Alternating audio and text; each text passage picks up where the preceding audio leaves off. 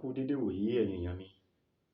Mo kí wa nínú ilé, ẹ káàárọ̀, ẹ káàsán, ẹ káalẹ́. Fún àǹfààní ẹ̀yin tẹ́ ń wò mí ní ìgbà àkọ́kọ́, orúkọ mi ni Dr. Hafiz Abolade. Nǹkan tí mo mú wá fún wa lénìí, òun náà ni oògùn fún ẹni tí kò bá ń sùn ní alẹ́, tí kò rọrùn sùn. Oògùn ẹ̀ ni mo mú wá fún wa. Kí la máa lọ wá?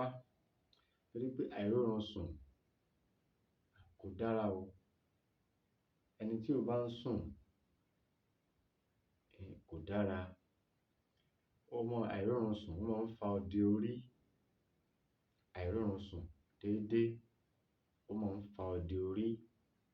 Àìrórun sùn déédéé ó máa ń fa kí orí kó máa fọ́yàn ní gbogbo ìgbà. Kí la wá lọ wá?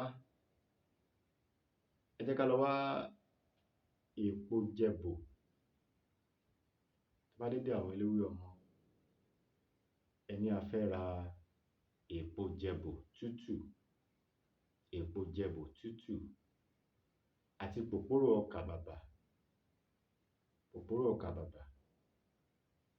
Ẹ jẹ́ ká gé èpo jẹ̀bò yìí, ẹ jẹ́ ká gé kéékèèké. Ṣó yé yín? Tá bá ti gé èpo yìí kéékèèké, ẹ jẹ́ ká rọ́ sínú ike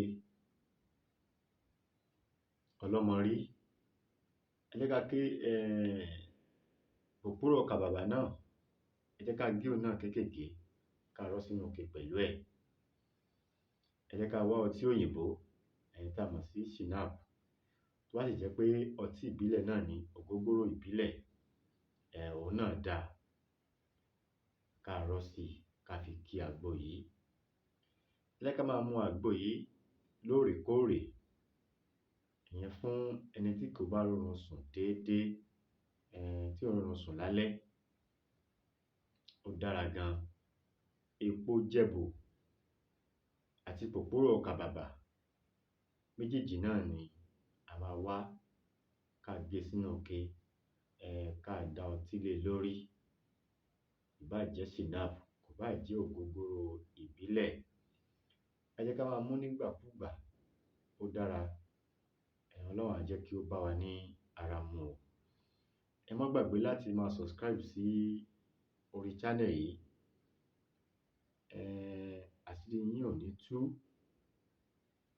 Àṣírí yín ò máa bò ní o. Àbùdí ni tolókun, àbùdí ni tọlọ́ṣà. Gbòrògbòdò ayé kò ní lù fún gbogbo wa jó o. A máa rí ná, ẹ máa rí lò. Ìdààmú ò ní wọlé tọ ẹnì kankan nínú wa. Ẹ jẹ́ ká gbìyànjú ẹ̀. Fún àǹfààní ẹ̀yin tí ẹ bá fẹ́ béèrè ìbéèrè lọ́wọ́ mi nínú àwọn iṣẹ́ tí mò ń fi lẹ̀ yìí, ẹ lè pè mí sórí nọ́mbà yìí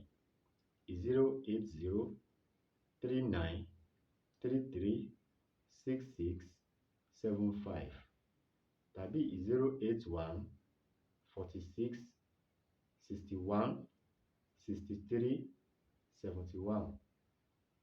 Orúkọ mi náà ni Dr. Hafiz Abolade. Ire o.